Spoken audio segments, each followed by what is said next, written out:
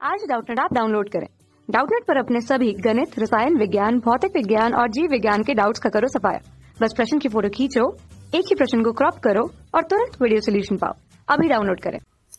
प्रश्न आपको दिया गया है, देखिए आपको गुण दिए गए हैं, यानी कि बहुत सारे गुण आपको दिए गए हैं। आपसे पूछा गया है कि धातु तथा अधातु में इसका क्या प्रभाव होता है। पहला गुण है हमारा दिखावट। तो देखिए धातुएं जो होती है वो दिखने में कैसी होती है। तो देखिए दिखावट में अगर हम बात करें तो धातुएं होती है वह चमकीली होती है। अब आप कहेंगे सर कुछ धातुएं तो हमें बिल्कुल गहरी रंग की दिखाई देती है। आप किसी भी धातु को बीच में से काटिए तो आप देखेंगे कि उसकी जो सतह होगी वो चमकीली होगी। अधातुओं के बारे में बात करें तो यह गहरे दूसरे रंग की होती है तथा कुछ दूसरे रंग की होती है तथा कुछ परिस्थितियों में, जैसे ये पीला रंग भी होता है सल्फर का। देखिए पीला रंग जो होता है वह सल्फर का होता है। जबकि अगर हम बात करें धातुएं सारी चमकीली होगी, जबकि अधातुएं जो गहरे दूसरे रंग की हो सकती है, पीले रंग का सल्फर होता है। तो ये अलग अलग रंगों में हमें मिल जाती है। जैसे कि फास्फोरस के बारे में बात करें तो वो लाल रंग और सफेद रंग दोनों में मिलता है। अब हम बात करते हैं दूसरे गुण के बारे में, कठोरता। तो देखिए अगर हम बात करें कठोरता की तो जो धातुएं होती है सामान्यतः कठोर होती है, यानी कि अत्यंत कठोर। लेकिन कुछ अपवाद भी हैं। अपवाद कौन कौन से हैं? देखिए अपवाद के बारे में बात करें तो अपवाद है हमारे सोडियम और पोटेशियम, यह कठोर नहीं होते।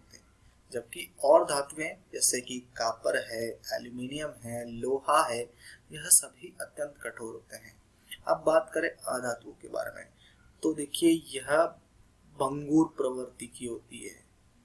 यह क्या होती है? भंगुर। भंगुर का मतलब यह होता है कि अगर हम इनको हथौड़े से मार दें तो यह टूट जाएगी बिल्कुल छोटे छोटे टुकड़ों में। तो यह भंगुर होती है। आपने कोयले को देखा होगा, कोयला छोटे छोटे टुकड़ों में बिखर जाता है, तो यह भंगुर प्रवृत्ति की होती है।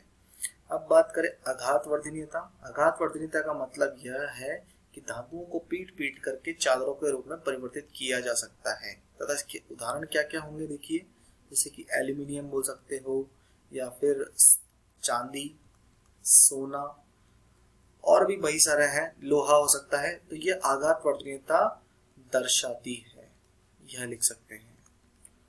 जबकि अधातुएं आघातवर्धनीयता नहीं होती। आप इसके कोई सा भी उदाहरण ले लीजिए, जैसे कि फास्फोरस, कार्बन, यह कोई भी नहीं होती। तो यह आघातवर्धनीयता दर्शाती नहीं है, यानी कि इनमें आघातवर्धनीयता नहीं होती है कोई सी भी अधातु में, कोई अपवाद भी नहीं है। तन्यता। तन्यता जो होता है वह एक गुण है, एक अभिलाक्षणिक गुण है धातुओं का, जिसमें हम उसको खींच करके तारों के रूप में परिवर्तित कर सकते हैं। तो इसमें तन्यता होती है। देखिए धातुओं में तन्यता पाई जाती है और इसके कई उदाहरण हैं। जैसे कि अगर हम बात करें तो तन्यता जो होती है वह आभूषणों के रूप में सोना चांदी में भी हम इस्तेमाल कर सकते हैं, तथा घरों में जो विद्युत परिपथ तार लगे होते हैं कॉपर वगैरह के, वह तन्यता के कारण ही होते हैं।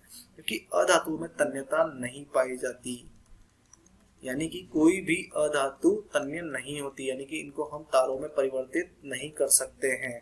आपने देखा कभी कोयले के तार होते हैं? तो नहीं होता है ना। अब बात करते हैं दूसरा गुण, उष्मा का चालन। तो देखिए जो धातुएं होती हैं ये सामान्यतः उष्मा का चालन करती है, यानी कि सामान्यतः उष्मा का चालन करती है। जबकि अधातुएं सामान्यतः उष्मा का चालन नहीं करती। कुछ अपवाद हैं जैसे कि हीरा तथा ग्रेफाइट। अपवाद के तौर पर देखें तो अपवाद है हीरा तथा ग्रेफाइट, ये दोनों के दोनों अगर हम बात करें तो ये करते हैं। अब एक और विद्युत का संचालन करती है। देखिए विद्युत का संचालन तो सभी धातुएं, लगभग सभी धातुएं विद्युत का संचालन करती है, यानी कि चालन करती है, चाहे आप कॉपर हो चाहे एल्यूमिनियम हो। जबकि अधातुएं जो चालन नहीं करती। किंतु यहाँ पर भी एक अपवाद है, और यह अपवाद है कौन सा है? ग्रेफाइट, यानी कि अपवाद क्या है? ग्रेफाइट जो है विद्युत का चालन करता है। यह एकमात्र अधातु है जो कि विद्युत का संचालन करता है। तो उम्मीद है आपको इस सारे गुणों के बारे में समझ में आ गया होगा। धन्यवाद।